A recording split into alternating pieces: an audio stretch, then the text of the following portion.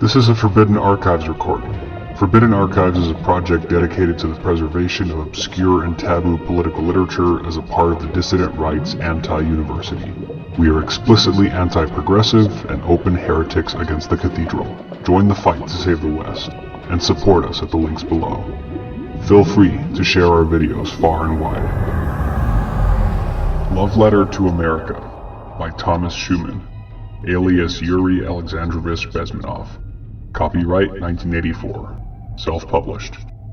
Thomas Schuman has been personally involved with the worldwide propaganda efforts of the Soviet regime. Like a true-life Winston Smith from George Orwell's 1984, Thomas Schuman worked for the communist equivalent of Orwell's Ministry of Truth, the Novosti press agency. Novosti, which means news in Russian, exists to produce slanted and false stories to plant in the foreign media. The term for this KGB effort is disinformation. Mr. Schuman was born under the name Yuri Bezmenov in Moscow in 1939, the son of a senior officer in the Red Army. Consequently, he went to good schools. At the age of 17, he entered the Institute of Oriental Languages of Moscow State University. After graduating, he worked for Novosti, where he spent 2 years in India as an interpreter and public relations officer with Soviet Refineries Constructions. He returned to Moscow in 1965 to work for Novosti, serving as economic editor for the Hindi, Urdu, and English editions of Soviet Land magazine. In 1969, he went back to India and continued propaganda efforts for Novosti in New Delhi, working out of the Soviet embassy in a department called Research and Counter-Propaganda. Due to his growing disgust, he began to plan defection. In February of 1970, he disguised himself as a hippie, complete with beads and a wig, and joined a tour group to escape to Athens. He contacted the United States Embassy and, after a long debriefing by U.S. intelligence, was granted asylum and went to Canada. In Canada, he studied political science at the University of Toronto for 2 years, taught Russian language and literature, and in 1972 was hired by the Canadian Broadcasting Corporation's International Service as a producer and announcer, broadcasting to the Soviet Union. The KGB forced him out of his job in 1976, so he began freelance journalism and worked on a variety of projects. Today, he is a political analyst for Panorama Win in Los Angeles. He is married and has 2 children. He is the author of 2 yet unpublished books. Dear Americans, my name is Thomas David Schuman. I am what you may call a defector from the USSR, and I have a message for you. I love you very much. I love all of you, liberals and conservatives, decadent capitalists and oppressed masses, blacks and whites and browns and yellows, rednecks and intellectuals. For me, you are the people who created a unique nation, country, and society in the history of mankind. By no means a perfect one, but let's face it, the most free, affluent, and just in today's world. I am not alone in this love. People all over the earth, whether they praise America or bitterly criticize her, look upon you as the only hope for mankind's survival and the last stronghold of freedom. Some may not think in these idealistic terms, but they certainly enjoy the fruits of your civilization, often forgetting to be grateful for them. Millions of people in the so-called socialist camp, or in the Third World, literally owe their lives to America. As a wartime child, I survived partly thanks to such decadent capitalists, as the Soviets say, things as Spam meat, condensed milk, and egg powder that were supplied to my country by the USA through the Lend-Lease program of World War II. In the Soviet Union, we secretly but proudly called ourselves the Spam Generation. Too prosaic? Who cares about Spam in today's USA, apart from underprivileged welfare recipients? Well, for me, these foods were not merely the nostalgic delight of my troubled childhood, but rather a symbol of love from a friend when I was in need. No amount of communist propaganda against America has ever been able to convince me that the United States was out to colonize and exploit.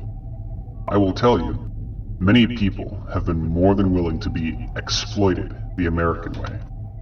For what other reason have thousands risked their lives, gone to unimaginable troubles, left behind their families, their motherland, and traditional ways of life to come to America?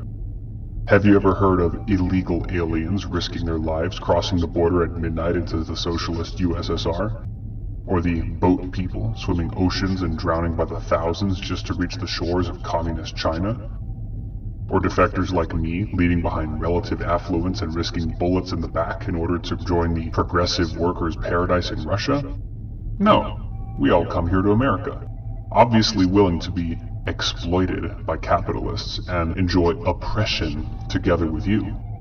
Because we believe and know America is a better place. I am writing this not to please you with words you want to hear. The rest of my message may be more unpleasant to you than even communist propaganda, or more offensive than the speeches of leaders in Kremlin. As a true friend of America, I want to help. My dear friends, I think you are in big trouble. Whether you believe it or not, you are at war. And you may lose this war very soon, together with all your affluence and freedoms, unless you start defending yourselves. I hope you have noticed on your colored televisions that there is in fact war going on right now, all over this planet. This war has many faces, but it's all the same. It's war. Some call it national liberation. Some title it class struggle or political terrorism. Others call it anti-colonialism or struggle for majority rule. Some even come up with such fancy names as War of Patriotic Forces or Peace Movement. I call it World Communist Aggression. I know what I am talking about, because I was on the side of the aggressor before I decided to take your side. I do not believe, I know, that in this war no one is being liberated, decolonized, or made equal, as Soviet doctrine proclaims.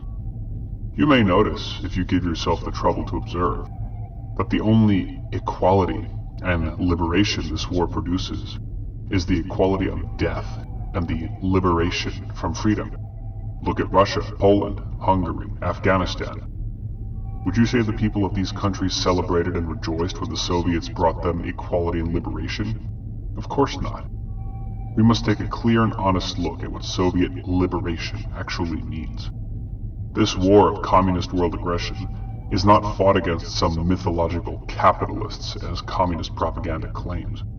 No, my dear friends, this war is being fought against you, personally. Communist wars of world aggression are not fought for liberty and equality. We have suffered thousands of unequivocal examples of the horrendous human suffering, torture, and mass death that occur after a Soviet liberation. The final stage of communist aggression, military confrontation, has very little to do with rivalry for territory or geopolitical gains in order to free and liberate. Communist world aggression is a total war against humanity and human civilization. In communist propaganda terms, this is the final struggle for the victory of communism. The driving force of this war has very little to do with natural aspirations of people for better lives and greater freedoms, if at all. These aspirations are being used and taken advantage of by the manipulators and progenitors of the war. The real driving force of this war of aggression is ideology, something you cannot eat, wear, or store for a rainy day. An integral part of this war of ideology is ideological subversion, the process of changing the perception of reality in the minds of millions of peoples all over the world. The late Comrade Andropov, the former head of the Soviet KGB, called this war of communist aggression the final struggle for the minds and hearts of the people.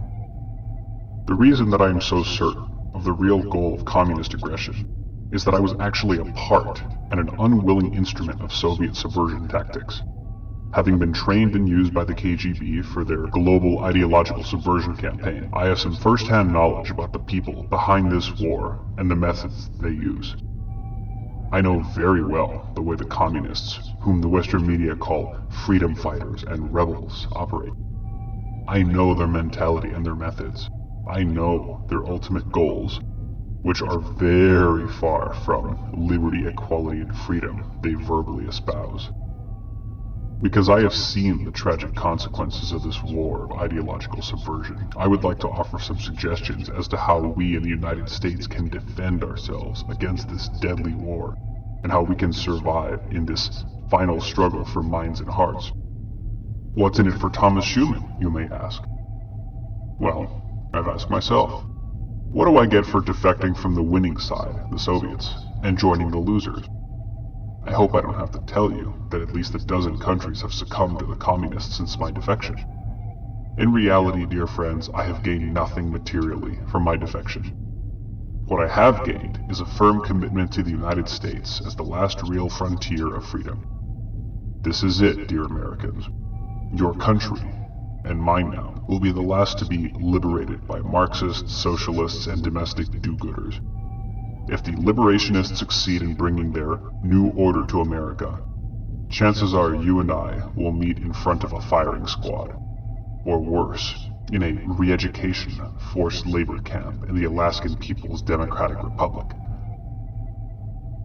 You have too many concrete examples of what communist liberation has done for other countries to believe that I am wrong when I warn you that we are on the brink of disaster.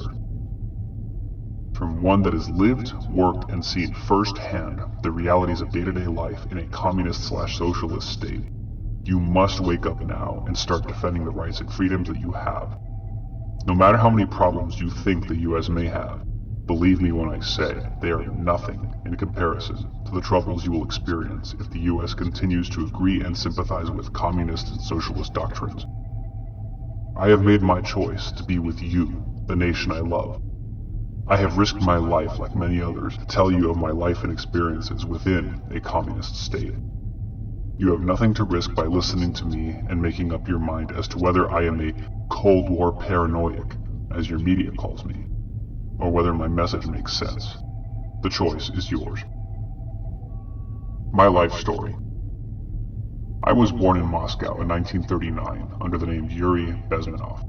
My father was an officer of the Soviet Army General Staff. As inspector of the land forces, he was stationed in fraternal countries such as Mongolia, Cuba, and East Germany. Were he alive today, he would most likely be checking the status of Soviet troops in Angola, Ethiopia, Yemen, Syria, Vietnam, Cambodia, Nicaragua, and the ever-growing number of other liberated countries of the world. I was brought up under the shadow of Comrade Stalin, to the echo of World War II. As a loyal and patriotically minded young communist, I loved my country, good or bad. However, unlike certain Western intellectuals and liberals, I did not require half a century to realize that the leaders of my country are self-imposed dictators, mass murderers, and that the ideology of Marxism-Leninism is an absolutely false system that produces none of the advantages or benefits of a workers' paradise that it promises. It was a simple matter for me to compare the Soviet propaganda claims given to all Russian citizens of glorious socialist achievements with the surrounding realities. Early morning bread lines, because we had so little to eat, the frequent arrests of enemies of the people, and the omnipresent fear of the KGB. Because of my wartime childhood spent in the Asian section of the USSR, I developed an early affection for the Oriental way of life. And at the age of 17, after graduating from elementary school, I entered the Institute of Oriental Languages, an affiliate of Moscow State University. The institute was actually under the direct control of the KGB and Communist Central Committee, an elitist nest for future Soviet diplomats, foreign correspondents, and spies. At the institute, while studying several foreign language and mass media, I was required to also take compulsory military training. During training, we students were taught how to play strategic war games using the maps of foreign countries. Civil defense and anti-nuclear training were also essential parts of our education. In addition, we took interrogation classes, which were designed to teach us how to interrogate prisoners of war. In particular, we were instructed to interrogate prisoners as to their reaction to a Soviet nuclear strike aimed at their country. It was for me a bizarre experience. Upon graduating, I was sent to India as a translator for the Soviet Economic Aid Group, which was building oil refineries in 2 Indian states. Here, during my first foreign assignment, I realized the great discrepancy between my country's proclaimed goals of selfless fraternal cooperation and the actual ruthless exploitation of India by Soviet neo-colonialists. As an example of this exploitation, the Soviets, in purchasing Indian-manufactured goods, would pay the Indians only in rubles. Unfortunately, rubles are non-convertible currency on the international market, meaning that the Indian manufacturer would be unable to purchase anything on the international market with his Soviet rubles. On the other hand, the Soviets would take the Indian-manufactured goods and sell them at a substantial profit on the international market for hard currency, such as dollars or pounds, which are easily negotiable. So basically, the Indian manufacturer received only a fraction of the actual worth of his product, while the Soviets reaped the rewards of their duplicity. Is it that the Indians are stupid, ignorant people that they allow the Soviets to deceive them in this manner? On the contrary. For the most part, they are innocent victims of one of the world's most sophisticated con games, ideological subversion. They have been psychologically manipulated through media, politics, etc. into believing that the Soviets are their friends, who are protecting them from the Western imperialists. The same subversion game is being played all over the world. Even in America, KGB influence in our media, politics, and nearly every phase of our life has produced a growing conviction on the part of many Americans that we are the bad guys. Again, I have to remind you that to date, there has never been a single defection from the United States. The Soviets have produced an absolutely ludicrous global lie that people are believing. Why? Because the tactics of ideological subversion work. Even after witnessing the ruthless tactics used by my country, I still naively hoped that things would turn out for the better eventually. After all, I was a product of the post-Stalin era of thaw and liberalization started by Khrushchev. I believed in socialism with a human face. That faith was shattered irreparably only 5 years later, when I witnessed the brutal Soviet military intervention into fraternal Czechoslovakia in 1968. After completing my first assignment in India in 1965, I was recalled to Moscow and immediately joined the Novosti press agency. Novosti means news in Russian. The biggest and most powerful propaganda, espionage, and ideological front of the KGB. I was employed by Novosti as an apprentice for their classified department of political publications under Comrade Norman Borodin.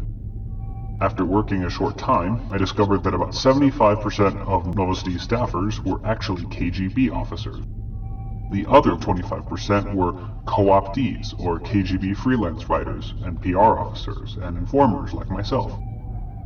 The other interesting fact I discovered was that there was no news at Novosti. My main job, apart from writing, editing, and translating propaganda materials to be planted in foreign media, was accompanying delegations of Novosti's guests. Journalists, editors, publishers, writers, politicians, and businessmen from foreign countries on tours of the USSR or to international conferences held in the Soviet Union. In actuality, as a freelance journalist, I did absolutely no writing or news coverage at all. After several months, I was formally recruited by the KGB as an informer, while still maintaining my position as a Novosti journalist. My work with the KGB entailed combining my journalistic duties with the collection of intelligence data and the spreading of disinformation to foreign countries for the purposes of Soviet propaganda and subversion. It was only a matter of time before the KGB realized that my personal friendships with guests of Novosti Press Agency could also be utilized to their operations. Why did I allow myself to be recruited? There really is no simple answer. For one thing, a Soviet journalist cannot simply say no to the KGB. If he wants to remain alive, free, pursue his career and travel abroad, he simply must cooperate with the KGB, or suffer the consequences. Secondly, apart from monetary and material gains, a Soviet journalist, co-opted, hired by the KGB, has a rare chance to become important in his own country. And in 1965, the USSR was still my country. Many of my colleagues, both cynicists and true patriots, joined the KGB, naively believing that they could promote themselves to higher positions of power while maintaining their secretly kept moral principles and disguising their actual disgust of the system. By the time most of them realized that power corrupts and that allegiance with the Soviet communist power corrupts absolutely, it was too late.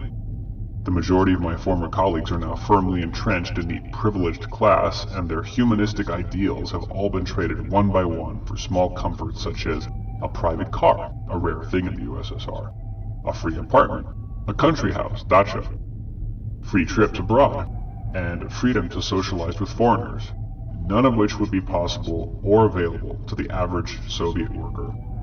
So despite my early dislike of the Soviet communist system, I joined the KGB, hoping in some way to outsmart them, to play the game until I could see more clearly how to proceed. My rapid promotion followed. I was once again assigned to India, this time as a USSR press officer and a PR agent for the KGB. Because of my knowledge of India and her languages, Hindi and Urdu, I became deeply involved in the KGB operations in India. I was directed by my superiors to slowly but surely establish the Soviet sphere of influence in India. In addition to the bribery and corruption of Indian officials, blackmail and intrusion into the internal affairs of India, the Soviets went one step further in their brotherly assistance to India. In 1969, by a secret directive of the Central Committee of the CPSU, or Communist Party of the Soviet Union, all embassies of the USSR all over the world, including India, opened up a new secret department, innocently titled Research and Counter-Propaganda Group. I became a deputy chief of that department, working under a KGB officer, Comrade Valery Neyev. It did not take me long to discover that our group was engaged in neither research nor propaganda. Behind locked doors, we accumulated intelligence of various sources, including Indian informers and agents, regarding virtually every important and politically significant citizen of India. Members of parliament, civil servicemen, military and public figures, media people, businessmen, university professors, radical or otherwise students and writers. In other words, everyone instrumental in shaping the public opinion and policies of the nation. Those who were friendly and ready to invite the Soviet expansionist policy into their own country were promoted to higher positions of power, affluence, and prestige throughout various operations by KGB Novosti. Large groups of the so-called progressive and sober-thinking Indians were on a regular basis generously supplied with duty-free booze from the embassy stocks. Soviet sympathizers were invited to the USSR for free trips and numerous international conferences, where they not only received substantial sums of money in the form of literary awards or Nehru Peace and Friendship Prizes, but were also medically treated for VD or hernias acquired in the perpetual class struggle against American imperialism. Those who refused to be flexible and take a voluntary role in this cruel farce were thoroughly character assassinated in the sensation-hungry media and press. Let me give you an example of how the KGB uses the information it collects. One day in 1968, I was routinely scanning through the backlog of a USA Information Service release and classified documentation, generously supplied to us by our Indian and American friends. In one of the dispatches, I read that the South Vietnamese city of Hue had been captured by the Hanoi Communists. When it was recaptured by the U.S. Army and Allied forces only 2 days later, the CIA discovered, to their horror, that several thousand Vietnamese, teachers, priests, Buddhists, businessmen, and educated citizens, everyone who was pro-American, had been rounded up by the invaders and in one night taken outside of the city limits and executed collectively. Some were shot. Others, with their hands tied by electric wire, were found with their skulls crushed in by shovels and iron bars. How could they possibly have located all of these people within only a few hours in a large city, the Americans wondered. I thought I knew the answer. Long before the invasion, there was an extensive network of communist informers working under the guidance of the Soviet embassy in Hanoi. That is, under the KGB. The communists filed every bit of information. Addresses, personal habits, political affiliations, expressed ideas, unexpressed thoughts revealed in informal and private conversations, even the names and addresses of relatives, friends, even lovers and mistresses of the future victims of liberation. After reading the news release, I was sick, physically, with the realization that the department I was working for in New Delhi was engaged in exactly the same activity that had been used in the city of Hue. I realized fully that I was a part of a heinous crime against our host country. Adding to my nausea, I discovered that some of our files contained data of a personal nature. Intimate information such as sexual preferences, e.g. homosexualism, of certain Indian VIPs, even radicals and communists openly sympathetic to Soviet policies. Were they also listed for execution if a Soviet-backed revolution in India should occur? My frustration was compounded by my KGB supervisor, who coached me in a fatherly tone. Don't bother with these prostitutes, the Indian communists. Don't waste your time with them. There is nothing more dangerous than disillusioned true believers in communism. They turn into the most bitter enemies and counter-revolutionaries. Aim higher, at respectable, conservative, well-established capitalists and pro-American elements. So as you can see, the KGB and Soviets have absolutely no respect for the majority of their new converts. One event in particular that solidified my increasing horror of KGB tactics concerned one of my closest Indian friends, a journalist who represented one of the most influential newspapers in India. When I discovered that my friend had been targeted for a KGB character assassination campaign, I felt a tremendous desire to escape from the USSR embassy immediately, and to confide to my Indian friend the situation confronting him, and also my desire to break my ties with the KGB, which meant defection. However, such an impulse scheme could have hardly succeeded. The Indian government, under strong pressure from the Soviet embassy, had adopted a law which stated that no defector from any country has a right of political asylum in any embassy in the territory of the Republic of India. This masterpiece of political hypocrisy had been created by Miss Indira Gandhi after Stalin's daughter Svetlana defected to the West while residing in India. Because of this situation, I knew full well that my defection would not be a simple matter, and as a result, it required a carefully thought-out plan. To be caught by the KGB while attempting defection would mean that I would be forcefully returned to Russia and imprisoned. Perhaps worse. I therefore resolved to wait until I had formed a definite plan for my escape. However, my patience was running thin. One of the last straws for me was a story I heard from one of my KGB colleagues. I learned that the Soviet Union was importing Soviet-trained subversives to East Pakistan in preparation for a revolution there. My colleague further informed me that Soviet cases marked printed matter to Dhaka University, stored in the basement of the USSR consulate in Calcutta, were accidentally discovered to contain not university texts, but rather Kalashnikov guns, AK-47s, and ammunition for the anticipated communist revolution in Pakistan. This incident occurred in December of 1969. 2 months later, I disappeared from the USSR embassy in New Delhi. In order to avoid detection by the Indian police and the KGB, I had disguised myself as an American hippie. This method of defection was actually a guaranteed success. No KGB detective in his right mind would have thought to look for a missing Soviet diplomat among the crowds of long-haired, bearded, barefoot, hashish-smoking Americans who had invaded India in search of enlightenment. And so I escaped to the West. I landed successfully in Canada in July 1970. There, I studied history and political science, taught Russian language and literature, and worked for the Canadian Broadcasting Corporation as an announcer and producer for Radio Canada International, an equivalent of Voice of America. I was later forced to resign from my position with the Canadian Broadcasting Corporation due to a complaint made by the USSR ambassador to Canada to the Canadian government stating that I was an anti-Soviet. Realizing that I did not have the support of the Canadian government for having made my choice not to perform acts for the KGB and Soviet Russia that violated my sense of justice and right action, I came to America. Presently, I am a freelance writer and political analyst, trying, though not always successfully, to awaken the Western populace to the realities of life under the Soviet system and to the ideological subversion that is being practiced upon them daily. It is my hope that this booklet, and the follow-up booklets that I am now writing, will make clear to all who read them the real facts behind the barrage of false media, ideas, and information from the Soviet Union that represent the communist state as a workers' paradise. Believe me when I say, having lived through it, it was no paradise. Prelude to Subversion. All warfare is based primarily on the deception of an enemy. Fighting on a battlefield is the most primitive way of making war. There is no art higher than to destroy your enemy without a fight, by subverting anything of value in enemy's country. Sun Tzu, Chinese philosopher, 500 BC.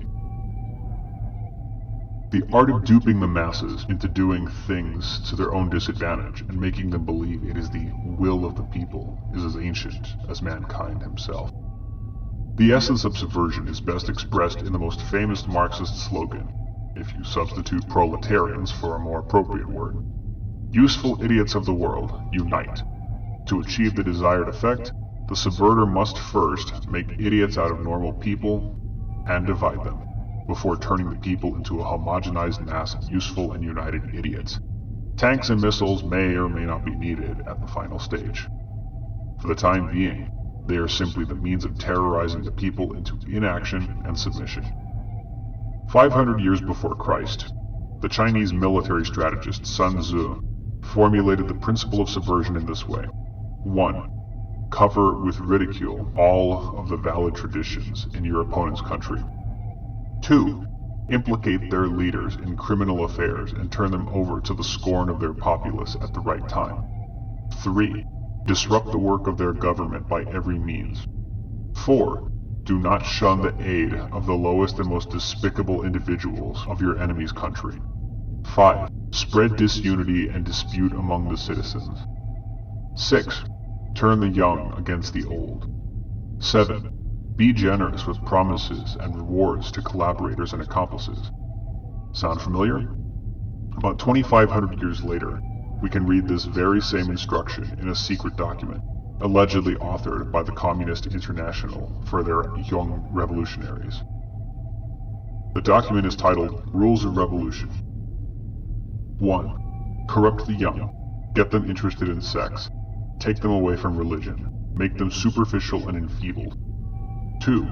Divide the people into hostile groups by constantly harping on controversial issues of no importance. 3. Destroy people's faith in their national leaders by holding the latter up for contempt, ridicule, and disgrace. 4.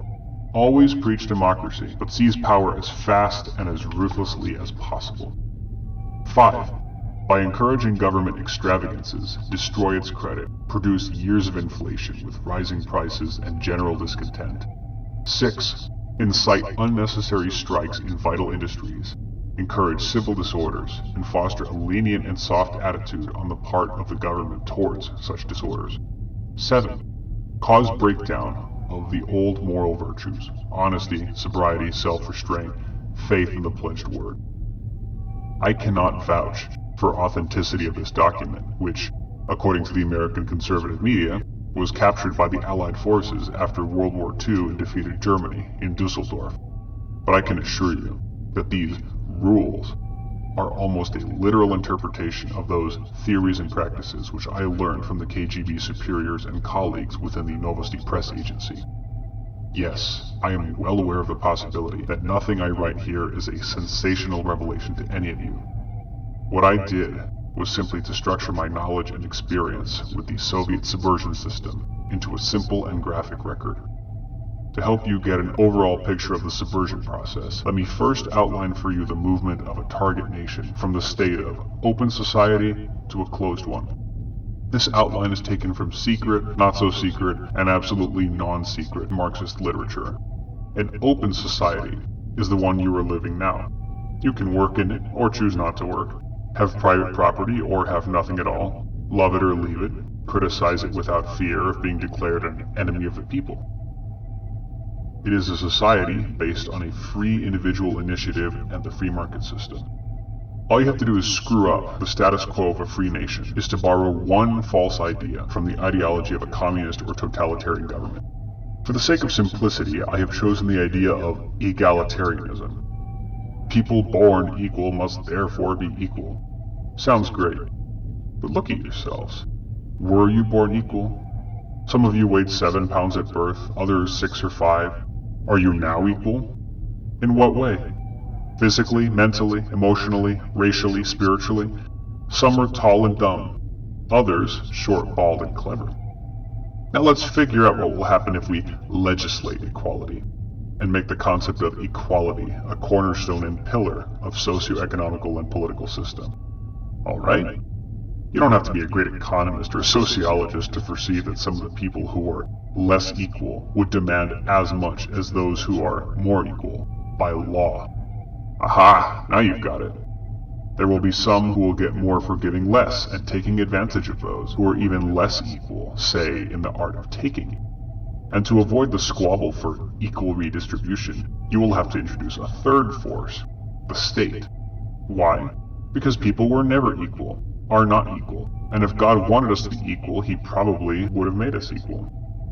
No. He provided a difference. Vive la différence, said the French before the revolution. And they were right. The beauty of the best, most successful political and economic system created by the fathers of America has nothing to do with legislated or enforced equality. The American Republic is based on the principle of equal opportunities for unequal and very much different and diverse individuals to develop their abilities and to coexist in mutually beneficial cooperation.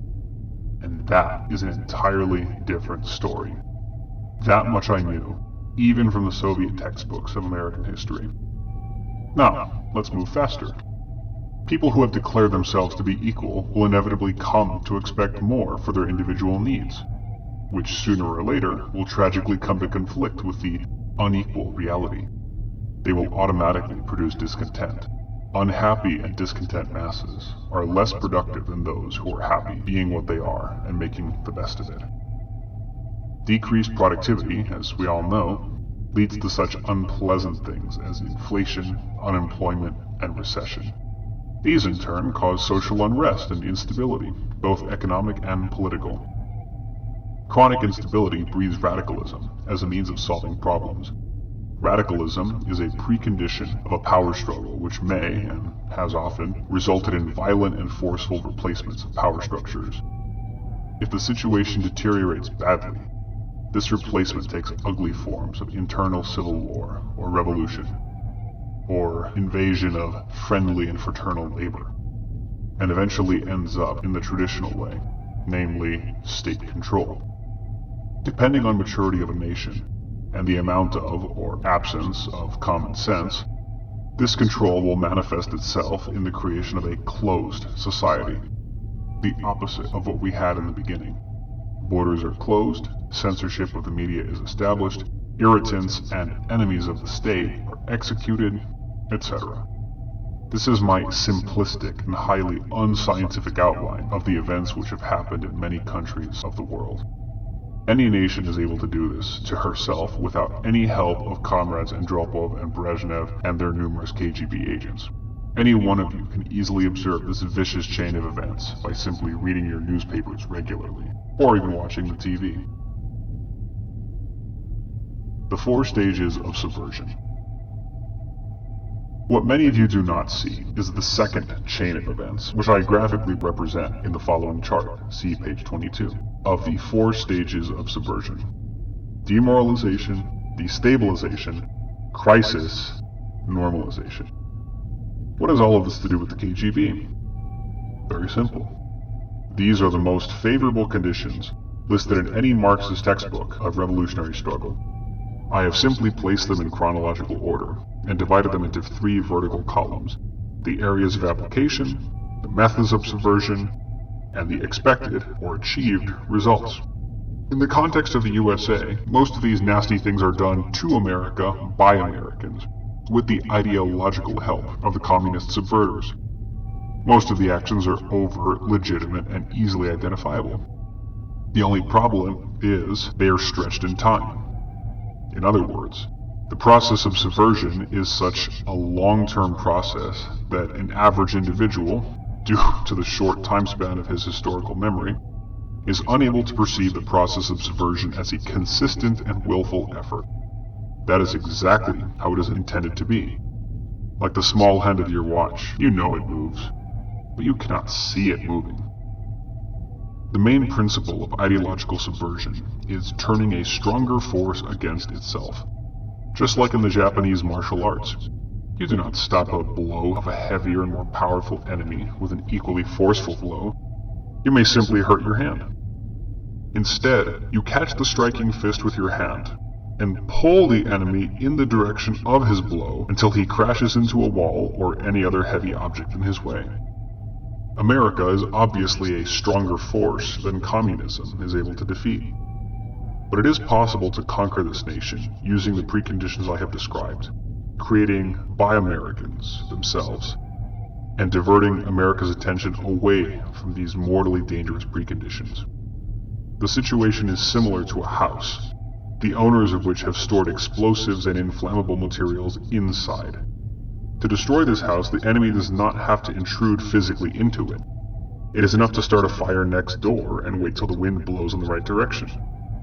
Meanwhile, the enemy may throw in some great ideas for the owners to argue about in order to take their attention off the actual fire, Environmental protection, gay liberation, or emancipation of house pets are the type of non-critical arguments that divert America's attention from the real danger. Smart people would notice the fire and remove the inflammable objects and materials before the house catches fire. Useful idiots will keep arguing about whether it is constitutional or not to pay firefighters, or the equality of husband and wife in domestic chores, who should remove the combustibles, until the actual explosion blows their enfeebled brains all over the neighborhood. Now let's get back to my chart. I know it's going to be somewhat boring, but my purpose is not to entertain you, but to explain to you my former KGB bosses, what they consider important for your liberation. Stage 1. Demoralization. This process has many names: psychological warfare, ideological aggression, propaganda warfare, etc. The KGB calls it active measures. Since my defection from the USSR embassy in 1970, I have been trying desperately to explain to the Western media, politicians, intelligence community, and your academic Sovietologists that active measures are more important and dangerous than classic espionage, James Bond style. At long last, in 1983, in his new book, KGB Today, John Barron accurately and excellently described the process of demoralization, basing some of his analysis on the data supplied by another KGB defector, KGB official Stanislav Levchenko. Incidentally, my former schoolmate from the Oriental Studies Institute, who was later stationed in Tokyo, Japan, under the guise of correspondence with New Time magazine. Stanislav Levchenko succeeded where I failed. He brought the active measures to the attention of the American public. The purpose of this process is to change your perception of reality to such an extent that even despite an abundance of information and evidence about the danger of communism, you are unable to come to sensible conclusions in your own interests and in the interests of your nation. John Barron ominously titled one chapter of his book, dedicated to analysis of the active measures, Reality Upside Down. Excellent title. This is exactly what my KGB guru subversion in Novosti Press Agency taught me. One of the main tactics of this process is to develop, establish, and consistently enforce a set of double standards, one in relation to the USSR, another to the USA. Western analysts have already pointed out the diverse tactics of active measures. Some of these were exactly the ones I was trained to use while working with foreign delegations in Moscow and the USSR Embassy in New Delhi. Overt and covert propaganda, use of agents of influence, faked international forums created by KGB and Novosti to bring the atmosphere of legitimacy and respectability to Soviet operations, provoking and manipulating mass demonstrations and assemblies, spreading rumors and reliable information from circles close to Politburo, forgeries of USA Information Service press releases, planting phony stories in local media, creating hundreds of tabloid newspapers subsidized by the USSR Embassy through front organizations and fake advertising companies for the purpose of legally financing groups of subversives and radicals, etc. Other tactics such as sabotage, character assassination of stubborn Indians resisting Soviet subversion, terrorism, and even occasional killings of reactionaries and counter-revolutionaries for the psychological effect of paralyzing with fear. These also were used by my KGB colleagues from other departments of the USSR Embassy. I am less familiar with these aspects of the subversion process. My role as a legitimate and overt public relations man and a charismatic socializer was directed by the KGB mainly at the initial stage of subversion. After a certain period of befriending and cultivating foreigners, I had to provide my KGB supervisor with my psychological assessment of the target individual or group and pass them over to the professionals for further processing and recruitment. Nevertheless, I was able to reconstruct the overall picture of the process rather accurately, and, unlike the Western Sovietologists, come to a more systemic and logical description of subversion. What I offer you now is a chart as simple as a multiplication table and as complex as calculus. This is the first time this chart has ever been published in its entirety. Let us start with the first stage of demoralization. It takes only 15 to 20 years to demoralize a nation. Why that many or few? Simple. This is the minimum number of years needed to educate one generation of students in a target country, America, for example, and expose them to the ideology of the subverter. It is imperative that any sufficient challenge and counterbalance by the basic moral values and ideology of this country be eliminated. In absence of any cohesive and consistent national ideology, the task of the subverter becomes even easier. In the USA, as we all know, there is a multiplicity of ideas and ideologies today, without proper emphasis on the main and basic American ideology of the original republic and the free market system. It is not even considered intellectual or fashionable these days to subscribe entirely to this outmoded set of ideas. To be successful, the process of subversion at the stage of demoralization must always and only be a two-way street, which means that the target nation must be made a recipient, passive or active, of the ideas of the subverter. Democracy is by definition a recipient of a multiplicity of ideologies and values, whether good or bad. Unfortunately, bad ideas are often proven and revealed only after a long period of time, during which many have absorbed them and allowed them to change their nation's attitudes and behavior. Ancient Japanese rulers understood this principle very well when they virtually isolated their nation from any foreign influence, good, bad, or neutral. Imperial Japan was preserved in its own set of historical values long enough to bring up a mature and morally stable nation, able to make the change to an entirely new technological civilization, with negligible damage to national fiber. More than that, the Japanese, although reluctantly, opened up to Western values and surpassed the West in the shortest possible historical span since World War II, becoming one of the greatest industrialized and technologically advanced powers in the world. Without such maturity, a nation may ill-conceive even the most favorable foreign influence, which is clearly demonstrated by a number of decolonized third world countries prematurely embracing parliamentary democracy.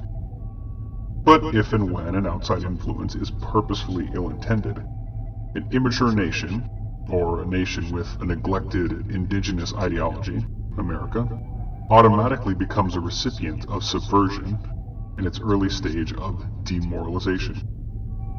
The successful demoralization is an irrevocable process, at least for another generation. Why? Let us take an example. The semi-literate and unstable American generation of the crazy 1960s is now approaching the age of 40. These people, who were too preoccupied with protesting the Vietnam War, the drug and rock music scene, taking part in love-ins, etc., to study and prepare for assuming their civil responsibilities, are now in positions of power and decision-making in government, business, media, social life, entertainment, Hollywood, military, and intelligence services. Not all of them? Okay, some of them are. You're stuck with them, unless they retire or resign. You can't fire them. It's against union regulations. You can't, unlike in the USSR, send them to Alaska after declaring them enemies of the people. You can't even openly and effectively criticize them. They've invaded the media and control public opinion. Unless you want to be called a McCarthyist, you can't simply change their attitudes and mores. At this age, people are usually set in their ways as individuals. You're stuck with them. They change your attitudes and opinions. They navigate the domestic and foreign affairs. They are making decisions and choices for you, whether you like it or not. To change the direction of America's future, and to return to the basic American values, proven to be efficient and productive for almost 200 years of historically unprecedented freedom and affluence, you have to educate a new generation of Americans, this time in the spirit of patriotism and capitalism. Alright, you don't want to return. You'd rather have something new and progressive and constructive, to make America once again respected and loved all over the world, so that the recipients of the U.S. aid no longer shout "Yankee, go home." In any case, even if you start the education of a new generation of Americans right this minute, it will take you the next 15 to 20 years to raise this new generation to the levels of power and authority. You may reduce this period of time if you can make an enormous all-nation effort in an atmosphere of prevailing unity and consensus. It'll take a miracle, or another natural disaster, such as a new world war, God forbid, to make Americans embrace one American ideology, and to act in one direction, after decades of disunity, dispute, partisan antagonisms, and self-castigation.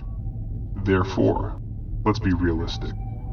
Demoralization, whether self-inflicted or imported, is usually irreversible, for one generation at least.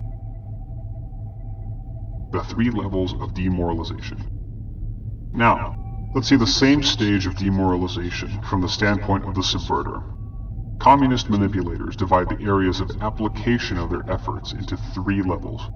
The process of demoralization operates simultaneously on all 3 levels, which I call, for the sake of simplicity, the level of ideas, consciousness, the level of structures, socio-political set of a nation, and the level of life, which includes all the areas of material existence of a nation, the fiber of life, so to say.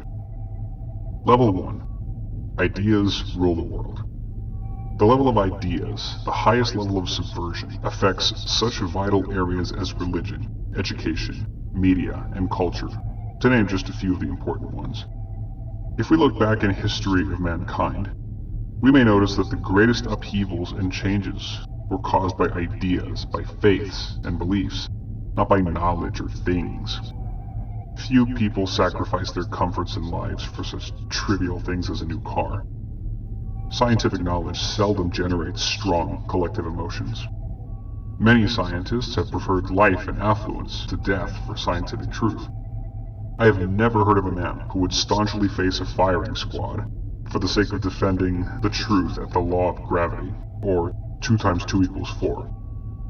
But faith is seemingly irrelevant at the time, and immaterial teachings of Jesus Christ generated such tremendous moral force in millions of human beings for the past 2,000 years that people willingly and happily accept violent death and tortures rather than deny their belief in Christ.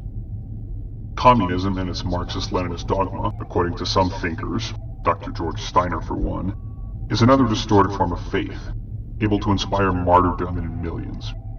Substituting the traditional values of the Judeo-Christian heritage with this Marxist satanic faith is one of the basic principles of subversion at the stage of demoralization, the highest and most effective level of ideas.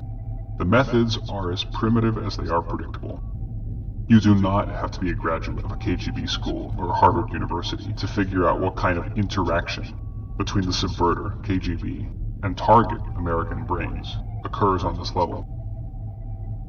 All the subverters, be it Andropov's KGB or any other purposeful group or organization hell-bent on the idea of a new world order, has to do is to study the areas where your nation's ideas could be eroded and substituted, and then slowly but consistently affect these areas by sending infiltrating agents of influence to inject new ideas, disseminate propagandist literature, and encourage self-destructive tendencies.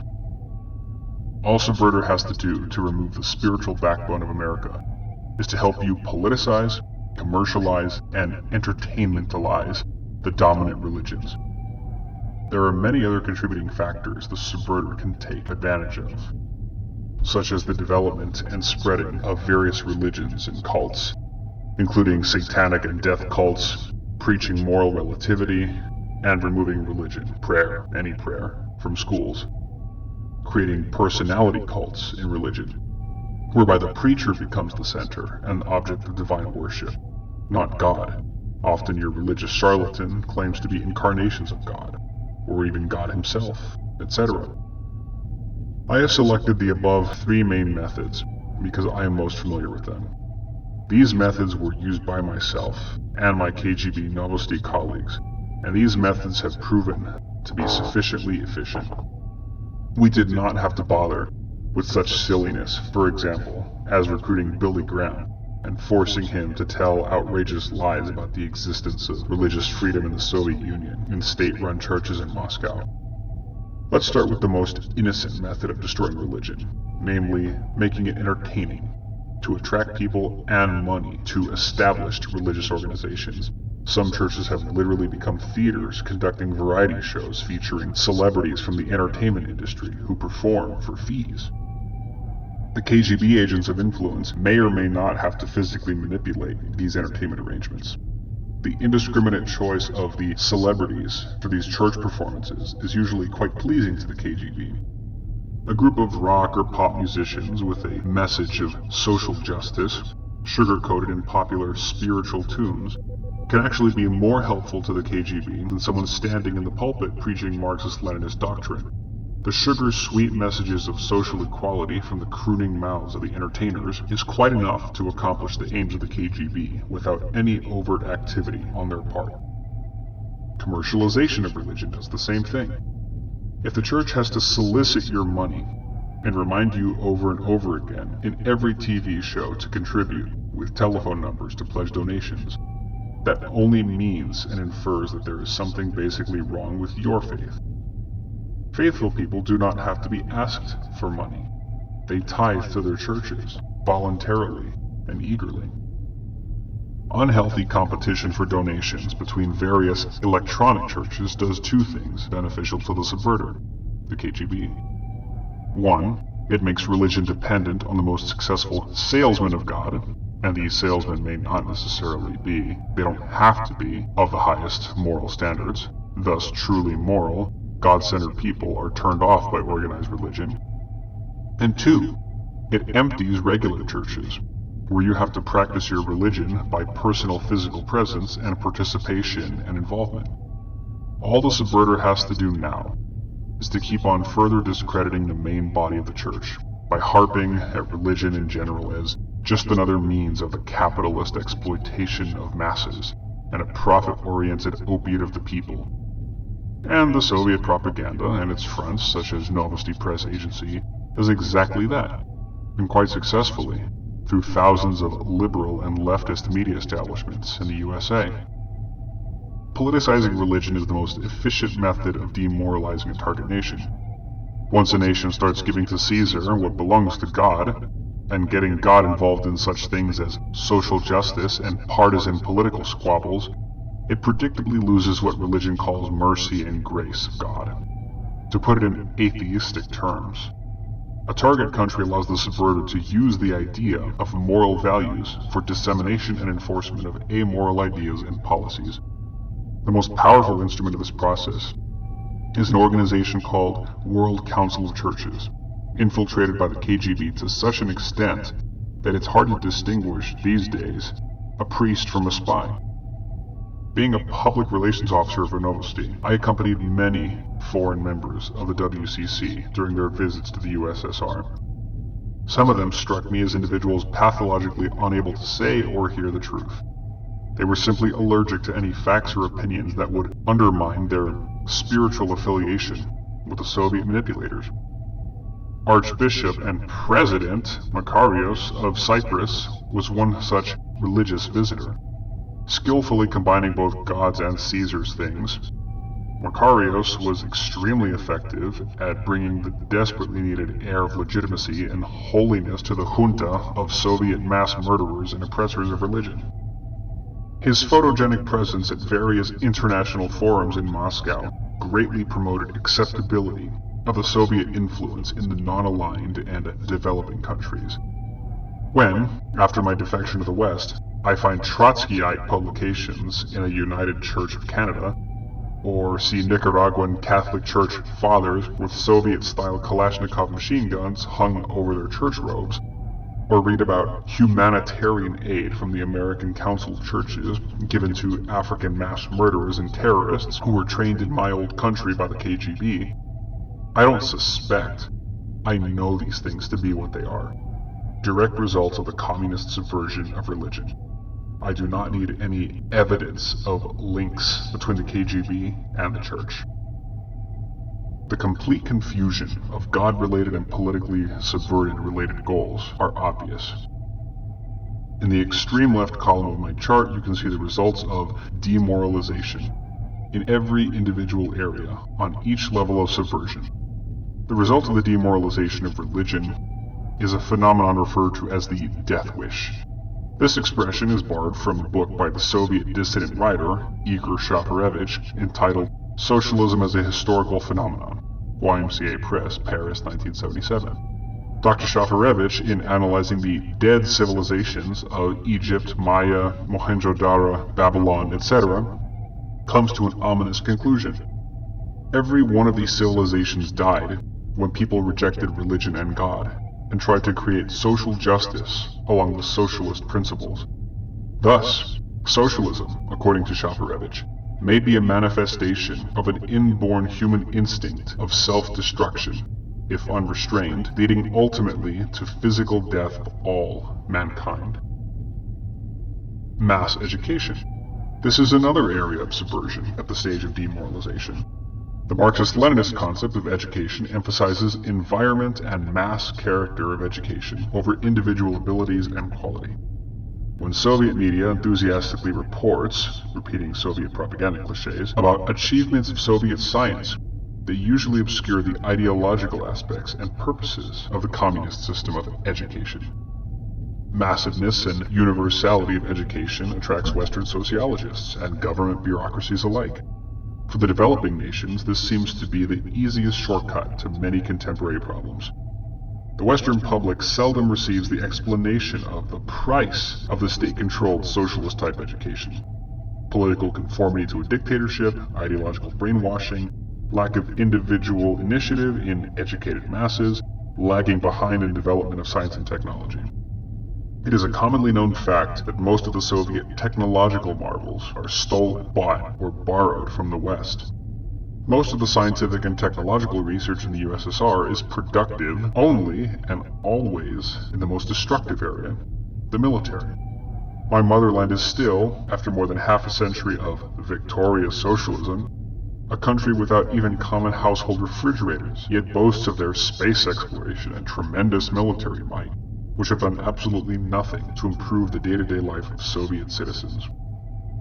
The American bromance with state-run education, as encouraged by KGB subverters, has already produced generations of graduates who can't spell, who can't find Nicaragua on a world map, can't think creatively and independently. I wonder if Albert Einstein would have arrived at his theory of relativity if he'd been educated in one of today's American public schools. Most likely, he would have discovered marijuana and variant methods of sexual intercourse instead. Wouldn't you agree that KGB-sponsored demoralization is not going to produce the dynamic, talented, and fruitful young Americans of the future? Contemporary American permissiveness and moral relativity in education have greatly facilitated Soviet ideological subversion tactics. The main methods of Soviet demoralization of American education are student exchanges, whereby American students and professors go to Moscow and are exposed to ideological brainwashing, sometimes lacking the proper education that would allow them to assess the Soviet information they receive objectively. 2. Flooding the campus bookstores with Marxist and socialist literature published both in the USSR and by domestic fellow travelers. 3. International seminars and conferences with Soviet participation, where Soviet propaganda seldom is balanced by opposing viewpoints. 4. Infiltration of schools and universities by radicals, leftists, and simply disturbers, often functioning unknowingly under the direct guidance of KGB agents of influence. 5. Establishing numerous student newspapers and magazines, staffed with communists and sympathizers. 6. Organizing study groups and circles for dissemination of Soviet propaganda and communist ideology. And the eventual result is very predictable. Ignorance combined with anti-Americanism. That's good enough for the KGB at this stage of subversion. The Lords of Public Opinion. The American media is a willing recipient of Soviet subversion. I know this, because I worked with Soviet journalists and correspondents in Moscow while on the Soviet side. And after my defection to the West, people habitually refer to the American media as free, ignoring the obvious and commonly known fact that the most powerful media in the USA is already monopolized, both financially and ideologically, by what are referred to as liberals. American media chains belong to fewer and fewer owners who do not seem to mind that the media is being almost totally liberalized. Liberalism, in the old classical sense, means, above all, respect to individual opinion and tolerance to opposing views. However, in my own experience, communist defectors who requested and sometimes literally begged to have stories of their life in the Soviet Union told to the American people via the major American media have been completely ignored. One of the most devastating methods of Soviet subversion in American media is the discrediting of authors like myself and the information and opinion of those who come up with clear evidence of communist crimes against mankind. This method is well described in my forthcoming book, entirely dedicated to the activity of the Novosti Press Agency. Introduction of non-issues is another powerful method of demoralizing at the level of ideas. It will take another full-size book to describe in detail this method. Suffice it will be here to give a brief definition of non-issues. An issue, the solution of which creates more and bigger problems for a majority of a nation, even though it may benefit a few, is a non-issue. Civil rights of homosexuals is not an issue. Defending sexual morality is the larger, real issue. The purpose of non-issues is the devastating result of their introduction is the sidetracking of public opinion. Energy, both mental and physical, money, and time from the constructive solutions. Soviet propaganda elevated the art of infiltrating and emphasizing non-issues in American public life to the level of actual state policy. Addictive mass culture. Years ago, when I was scanning through a pile of Western newspapers at Novosti's Moscow headquarters, I came across a column written by Canadian writer Gregory Clark in the Toronto Star. Here it is in full. I've saved it for my files. If I were a communist agent in America, with millions of dollars to spend annually, I wouldn't waste it in bribing public servants to give away state secrets. But I would lavish and encourage the sleazy toonsmiths of that region to turn out more and more garbage culture. Gaggle-headed and obscure musicians would be helped to prominence. I would seek out the more questionable publishers of the dirtier paperbacks and slip them a few $100,000 so they could set up more respectable head offices. Wherever trend shows towards the beat generation, I would offer a helping hand. Anything that prompted the insubordination of teenagers, anything that contributes to the confusion and exasperation of parents would be most liberally endowed. The basic intention of my spending would be to break down the discipline, encourage relaxation of authority of every kind, so as to build up, in as short a time as possible, an adult generation that could easily go out of control. America would look desperately around for any kind of discipline to rescue them. And there, pretty as a picture, would be communism, the most iron-fisted discipline since Sparta. The victory would be bloodless, except of course in concentration camps, torture, prisons, and few things like that. But nobody would know about that, because of censorship of the press. It was written in 1959. The accuracy of this description, our activity, stunned me. We had just completed helping a gaggle-headed communist entertainer, Yves Montand, to prominence in Moscow, and were halfway through with publicly elevating obscure Indian filmmaker Raj Kapoor to fame. The editorial offices of Novosti were teeming with sleazy foreign singers, poets, writers, artists, musicians, and intellectuals coming to my country for support in their progressive struggle against their own decadent capitalist societies. There is not much I can add to that statement of a wise Canadian columnist today.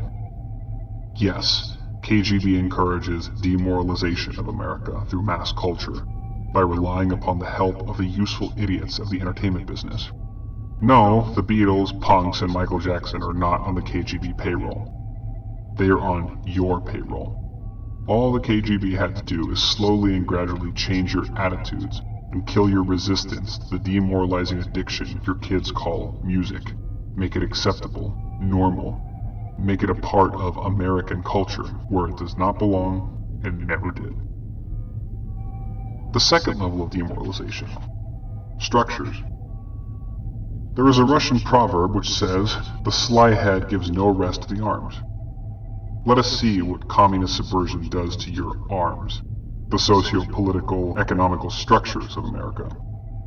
The areas of application for demoralizing American structures are judicial and law enforcement system, public organizations and institutions dealing with relations between individuals, groups and classes of the society, security and defense organs, internal political parties and groups, foreign policy formulating bodies, both governmental and non-governmental, think tanks, academia, Sovietology advisors, etc.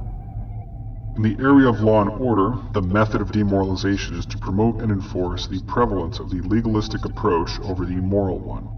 Several generations of American lawyers and lawmakers graduating from the liberal, that is leftist, socialist-oriented schools, after long-time exposure to the socialist ideology, have already created an atmosphere in the U.S. judicial system whereby the underprivileged criminals are treated as a victim of the cruel American society, and the real victim, the law-abiding society, is turned into defenseless and very underprivileged citizens and taxpayers, paying for a comparatively comfortable life of the criminal in or outside of prison. The result is as predictable as it is desirable for the subverter: mistrust of the American population towards their own judicial and law enforcement system, and people demanding harsher punishments and stricter controls in order to fight crime. And what could be better than Soviet or communist-type control? Even your liberal media claims there is no street crime in Moscow and no drug problem in the USSR. Similarly, in the area of social life, by encouraging you to put your individual rights over your obligations, any obligations, private, financial, moral, patriotic, etc., the subverter achieves the desired effect: a society composed of irresponsible individuals, each one doing his own thing and acting according to the law of the jungle. Such subversion of society is the first step to tyranny. To demoralize America's protective forces, it's enough to make your kids call the police pigs and fascists for a decade. Disband police agencies watching over subverters and radicals by calling them spies. That's exactly what the ACLU did. Stage campaign after campaign of discreditation and investigation of the wrongdoings of police. And in 20 years you arrive at the present situation, when the majority of the civilian population of this nation is virtually without civil laws or protection from murderers, lunatics, criminals, etc. Can you now expect your police and civil authorities to protect you and your family in case of terrorist attack or a major civil disturbance? The American FBI and CIA have had no better treatment. Americans are made to believe that your own security agencies pose more danger than the Soviet KGB. There were dozens of revelations and exposés on the CIA during the last 10 to 15 years, but there was not a single public trial of any Soviet agent of the KGB caught in the USA red-handed. There were numerous expulsions of Soviet diplomats, yes, but an equal or greater number of them came to America to replace their fallen comrades. There is not a single law in America which could be used to legally prosecute KGB agents for ideological subversion. But there is a law that prevents your CIA from using your media to vindicate their acts to protect you against KGB subversion.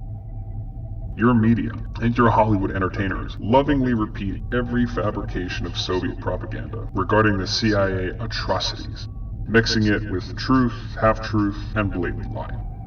Demoralizers like Larry Flint regularly entertain the public with juicy stories about CIA assassinations sandwiched between pornographic pictures in his magazines. Do you remember when you saw an American film or read a book about a good CIA? I don't imply that pornographer Flint or members of the Rockefeller Commission on the CIA are on the KGB payroll. But obviously pornography, as well as political prostitution, pays. It sells Hustler magazine. It sells politicians. And it kills the security of America. Criticism of the KGB does not pay. In fact, critics of the KGB subverters may get killed in the process. What are you, my dear Americans? A nation of masochists and cowards? When you read and listen to all this dirt poured upon your security agencies by the media and politicians, Can't you realize that the most just and factual criticism of the CIA is wrongly addressed? Security agencies of America, unlike the KGB, are instruments in the hands of a nation and her elected politicians. One should not blame an instrument when it is the operator's fault. If the instrument malfunctions, correct it, and don't use a hammer where a fine screwdriver is needed. Very often, American media presents a picture of CIA and FBI as a mirror reflection of the KGB and its fraternal services. False. The KGB is a power. We're systematically and ruthlessly murdered about 60 million of my countrymen, and still engages in the killing of innocent, defenseless people all over the world. How many were killed by the CIA? Do numbers and quality too matter at all to you? Or was Comrade Stalin right when he said that one person shot is a tragedy, but 1 million is statistics? Now let's look at how you treat your military. What is the image of the military presented to you and the rest of the world in the American press and electronic media? If there's a US general, he is called a trigger-happy warmonger, a hawk, an aggressor. One of the most popular TV series, MASH, presents your military as a bunch of very humorous, hysterically funny bunch of psychotics, queers, alcoholics, and otherwise rather unruly characters. Recently I saw a film titled Rage, where the Pentagon is depicted as a cruel experimenter testing chemical weapons on unsuspecting American farmers. And it is shown on TV exactly at the very same time when Soviets are using chemical weapons in Afghanistan, Cambodia, and Laos, and provide the same to their Iraqi brothers for their fraternal genocide in the Persian Gulf. Have you ever seen a movie or a TV series about that? Every American student knows the name of the Vietnamese village, My Lai, and what it stands for, namely an American war crime. Do you remember the name of the Soviet pilot who shot down the Korean passenger airliner with 269 passengers aboard, including some 60 Americans and a US senator? Do you remember the name of that senator? Does anyone in America ever learn from American media the names of thousands of Cambodian and Afghani villages totally exterminated by the Soviet military? Where's Jane Fonda and Dr. Spock, who used to express so much concern and love for the Vietnamese and Cambodians when the US military was there? The double standard applied and enforced and legitimized by the manipulators of public opinion in the USA is a direct result of the long-term process of demoralization of the image of the US military in the minds of millions all over the world.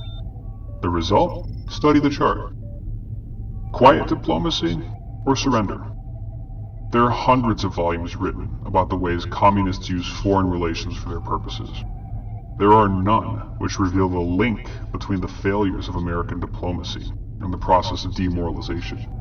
From time to time, defectors from the communist side, such as Arkady Shevchenko, the USSR representative in the UN, give breathtaking new accounts on how the communists are using diplomacy for subversion. And yet all the crowds of experts and Kremlinologists are seemingly unable to put the pieces together and to raise their voices against dealing with the communists in a diplomatic way. Many public figures have noted that most of Americans do not want to hear unpleasant things. Politicians in the USA know this, so does the KGB. Every American administration has contributed to the process of demoralization of their own foreign policy by continuously negotiating and signing peace treaties, from the Lend-Lease to the Helsinki Accord to the SALT treaties, creating false expectations and voter complacency, and never openly and honestly admitting that none of those agreements and treaties ever worked. For America, that is. They all benefited the USSR, however. In the process, America has lost most of her foreign friends to the socialist camp, concentration camp to be precise. Presently, the USA is rapidly nearing a situation of total isolation from the rest of the world. Even our longtime friend Great Britain didn't support America, even verbally, on the liberation of Grenada, despite the obvious fact that America was on the British side in their ridiculous war over the Falkland Islands. What could be more amoral than the peace with honor signed by Kissinger with the Hanoi Communist? Ask the Vietnamese boat people. When someone makes a deal with a murderer, do we call him accomplice in crime? we don't award him a Nobel Peace Prize. Or do we? What should we call this kind of foreign policy, which is both amoral and hurts America? Level 3. Unhealthy body, unhealthy mind. Demoralization in such areas as family life, health services, interracial relations, population control, and distribution and labor relations I call the life level. Marxist-Leninist ideology, coded in various indigenous social theories, have greatly contributed to the process of American family breakup. The trend recently is changing in the opposite direction, but many generations of Americans brought up in broken families are already adults lacking one of the most vital qualities for the survival of a nation: loyalty. A child who has not learned to be loyal to his family will hardly make a loyal citizen. Such a child may grow into an adult who is loyal to the state, though. The USSR example is rather revealing in this case. In the struggle for the final victory of communism, the goal of the subverter is to substitute, as slowly and painlessly as possible, the concept of loyalty for nation with loyalty to Big Brother welfare state, who gives everything, and is able to take everything, including personal freedom, from every citizen. If that objective is successfully achieved, the subverter doesn't need nuclear warheads and tanks, and may not even need the physical military invasion. All that will be needed is to elect a progressive-thinking president who will be voted to power by Americans, who will have been addicted to welfare and security as defined by Soviet subverters. Very similar methods are being used in the area of medical and health services and sports as part of an activity meant to keep the population healthy. By encouraging professionalism in spectator sports, rather than encouraging individual sports participation, America enfeebles herself as a nation. Most American adults who love sports watch TV programs while munching pretzels with their beer, and not taking physical participation in sports activity. Unlike in the USSR, sports is not a compulsory part of elementary education in America. Impressive victories of Soviet athletes at international competitions further facilitate the ideas of the supremacy of socialism in the area of public health, thus convincing more and more Americans of the need to emulate the Soviet system and introduce it into the American schools. What many Americans don't realize is that what they see on their TV screens is not real Soviet sport. The majority of the USSR population is not athletic at all. They're sick from the lack of correct nutrition and alcoholism. Soviet athletes are state-created exceptions to the general natural deterioration of the USSR. A similar myth is being promoted in the US about free healthcare in the USSR.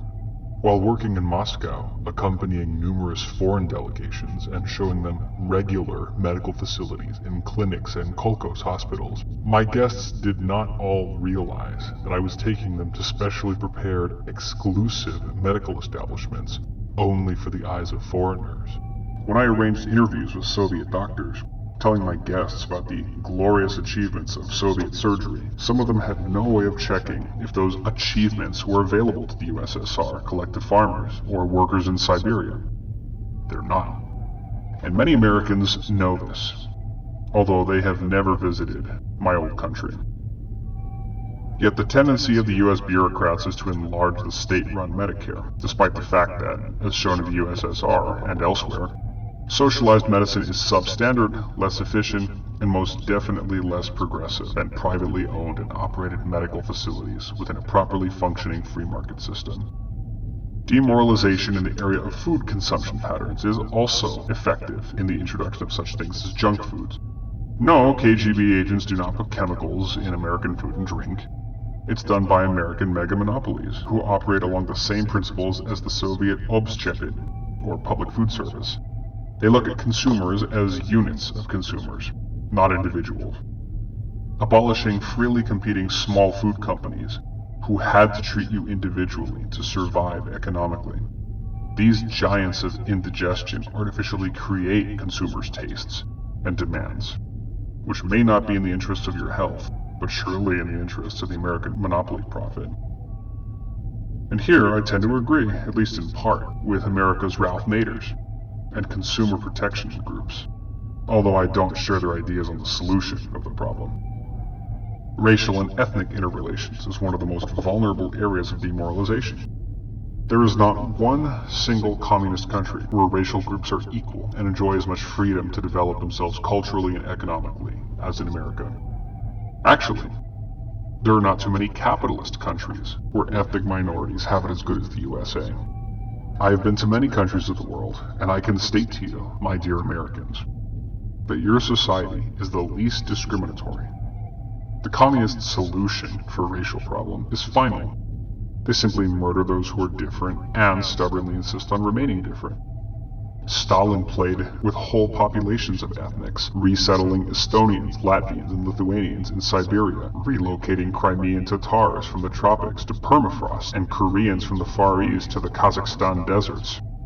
But unfortunately, an average American never recalls these commonly known facts when his attention is drawn to domestic racial discrimination issues by those who profess racial harmony along the socialist principle guidelines. Why? Simple. Because American race discrimination fighters never mentioned these facts. If the USA were located on a separate planet from the communists, I would probably agree with Martin Luther King when he said that America is a racist country.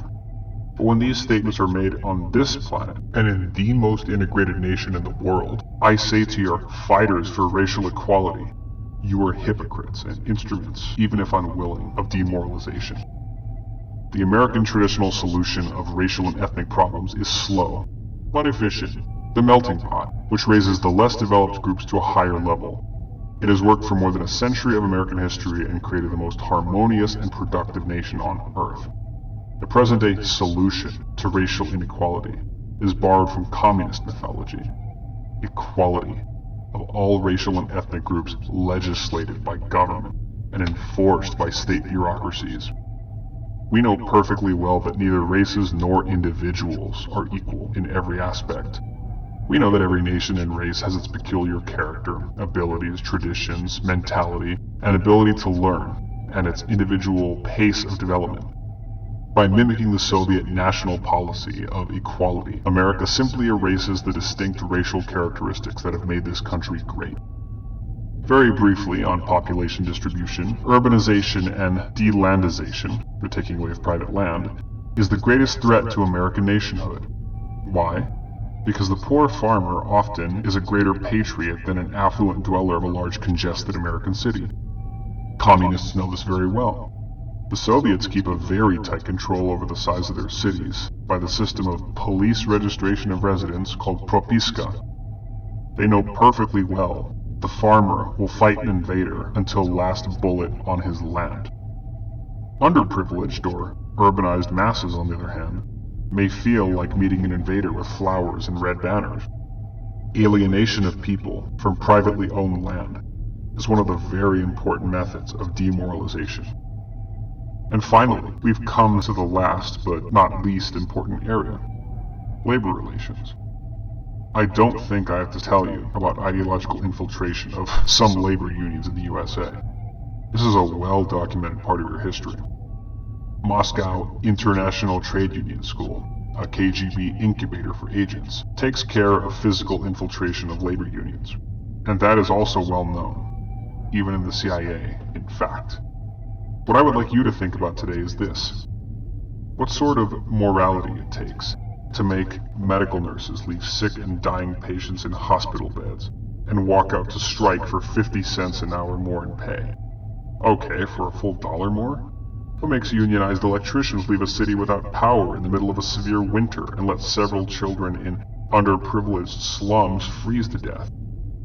How desperate for money must a unionized truck driver be to shoot to death a strike-breaking colleague, father of 5? Surely, each individual American who commits these outrageously amoral acts is not that cruel and egocentric, and let's face it, not that broke. So why? My answer is ideological demoralization. The bargaining process in American labor, in many instances, is no longer motivated by the desire to improve working conditions and wages. In many cases, it's not bargaining at all. It's blackmail. And in the process of the unlimited growth of union power, the American worker loses the only relevant and real freedom he has in this country: the freedom to choose. to work or not to work, and for how much. If an individual prefers to work for lower pay, and it must be his free individual choice, he often is no longer able to do so. I've just mentioned what happens to strikebreakers in America. Stage 2 of the 4 stages of subversion: destabilization. Here, the efforts of the subverter narrow down to the essentials: the internal power structures of a target nation, the nation's foreign relations, economy, and social fiber. If the preceding stage of demoralization is successful, the subverter no longer has to bother about your ideas and your life. Now he gets to the spinal cord of your country and helps you bring down your own society into the state of destabilization. That may take him from 2 to 5 years, depending on the maturity of a nation and its ability to mobilize for resistance. The first symptom of instability is expressed as the desire of the population to bring to power those politicians and parties who are charismatic, act like good caretakers, and promise more security. Not from external and foreign enemies, but rather job security, free social services, and other pleasure strokes provided by Big Brother. By concentrating the attention of a nation on short-term solutions and improvements, such irresponsible politicians simply procrastinate on facing the moment of truth, when the nation will have to pay a much higher price for the main and basic problem: bringing the country back to stability and restoring the moral fiber. A compounding factor at this stage is the so-called grassroots participation of the masses in the political process. Demoralized and enfeebled masses tend to grab the easiest shortcut solution to social ills, and socialism seems to them to be the best answer. Traditional national institutions no longer appear efficient. They're gradually replaced by artificially created citizens' committees and boards which acquire more and more political power. These bodies, which are in essence mirror reflections of the totalitarian structures of power, are more and more responsive to mobocracy, the rule of the crowd of radicalized consumers. At the same time, the backbone of the economy, the free bargaining process, gradually yield to the principle of planned economy and centralization. With the final destruction of the free bargaining process, the predominant economic power moves into the hands of Big Brother, the state, which functions more and more in cahoots with mega monopolies and monopolized labor unions. The famous division of powers no longer governs the judicial, legislative, and executive lines, but rather is replaced by bureaucracy in government, bureaucracy in business, and bureaucracy in labor. In the area of foreign relations, America is being pushed further and further into isolationism and defeatism. Few remaining friends look with horror at the destiny of those nations who were betrayed and abandoned by the USA, and try to find their own solutions, which often comes as establishing friendly relations with the USSR and its communist empire.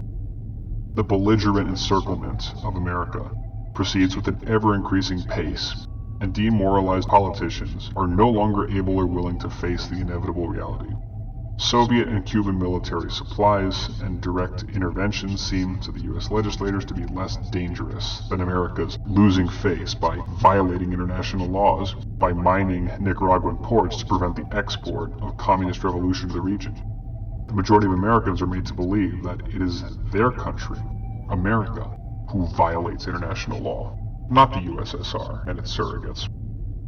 The average American may not even realize that the International Court is nothing but an artificial creature of the Soviet-controlled General Assembly of the UN. Although, all through this stage of destabilization, Western multinational monopolies continue to trade, extend credits, supply technology, and diplomatically appease the subverter, the Central Committee of the USSR. In total disregard of the interests of the peoples of America and the USSR, these two giants continue to extend aid to each other. American media keeps talking about frictions between the nations, USA, USSR. What frictions? Comrade Pertov in Omsk has no frictions with Mr. Smith in Pittsburgh. In fact, they never had a chance to meet each other, thanks to the Helsinki Accord. Comrade Petrov, though, has frictions with his oppressors. The Kremlin junta, which sends him to make war in Afghanistan, Vietnam, Angola, and Nicaragua. Comrade Petrov does not want war with America. Neither does Mr. Smith want to fight Russia. But they may have to, if the destabilization process is successful in America. Once it is, the situation inevitably slides into crisis, stage 3. It may only take 2 to 6 months to bring America to the same situation which now exists south of the border in Central America. At this third stage of subversion, you will have all your American radicals and Soviet sleeper agents springing into action, trying to seize power as quickly and ruthlessly as possible. See Rules of Revolution at the beginning of this booklet. If all the previous stages of Soviet subversion have been successfully completed by that time, the majority of Americans will be so totally confused that they may even welcome some strong leaders who know how to talk to the Russians. Chances are these leaders will be elected and given almost unlimited emergency powers. A forceful change of the US system may or may not be accomplished through a civil war or internal revolution, and a physical military invasion by the USSR may not even have to take place at all. But change it will be, and rather a drastic one, with all the familiar attributes of Soviet progress being instituted, such as nationalization of vital industries, the reduction of the private sector of the economy to a bare minimum, the redistribution of wealth, and a massive propaganda campaign by the newly elected government to explain and justify the reforms. No concentration camps and executions. Not yet. That'll come later, at the stage of normalization, the fourth and last stage. Any normal nation would definitely resist such a progressive change as I have just described. And according to the classics of Marxism-Leninism, there will arise pockets of resistance shortly after the takeover, consisting of the enemy classes and counter-revolutionaries who will physically resist the new system. Some Americans may take to arms and flee to the mountain, as in Afghanistan. Reforms, or destruction to be more accurate, of the security agencies, police and military, by the new government may lead to a situation of split loyalties among law enforcement officers, and render the majority of the population defenseless. At this point, to avoid the bloodshed, the subverter moves to normalization, a term borrowed from the Soviet propaganda of 1968, from the time of the Soviet fraternal invasion of Czechoslovakia. Comrade Bezmenov called that normalization, and he was right. The vanquished country was brought by force into the normal state of socialism, namely, subjugation. This is when, my dear friends, you'll start seeing friendly Soviet soldiers in the streets of our cities, working together with American soldiers and your new police force to restore law and order. Very soon, your yesterday's American socialist radicals and do-gooders, who were working so hard to bring progress to their own country, will find themselves in prisons and hastily built concentration camps. Many of them will be executed, quietly or publicly. Why? Simple. The Soviet liberators will have no further use for the disturbers. The useful idiots will have completed their work. From then on, new order will need stability and new morality. No more grassroots movements. No more criticism of the state. The press will obediently censor itself. In fact, this censorship is already existing now, imposed by the so-called US liberals and socialist do-gooders. You will now have the opportunity to enjoy exactly the same life as the Vietnamese, Cambodians, Angolans, and Nicaraguans, betrayed by you, enjoy now. This state of social normalization may last forever. That is, your lifetime, and lifetimes of your children and grandchildren. It'll never happen here. What if it does happen here? Why take chances? What are the solutions? There are different solutions for different stages of subversion. If a nation has enough common sense to stop subversion at the very beginning of the demoralization stage, you may never need the painful and drastic solutions needed to deal with the crisis stage. The most general solution I can offer for the whole process of subversion is to stop aiding the subverter. You're still living in a free society, and you're still able to force your elected politicians to change your policies toward the communist world if you so choose.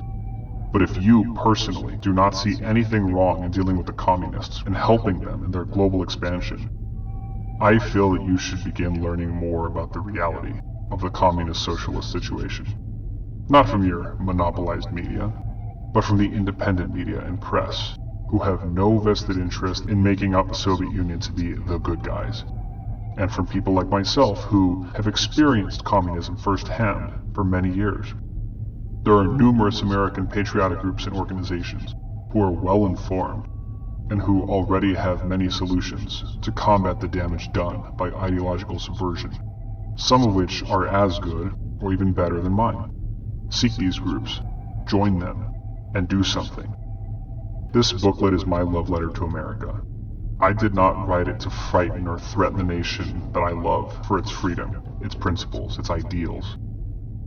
But if you were walking across the street with a friend and saw a car barreling down upon you both that your friend did not see, would you say nothing to your friend and move out of the way, leaving him to be hit? Of course not. And I don't intend to do that to you. In my next booklet, I will cover the full solutions to the problem of ideological subversion. I sincerely hope you'll be reading it. Love, Thomas Schuman.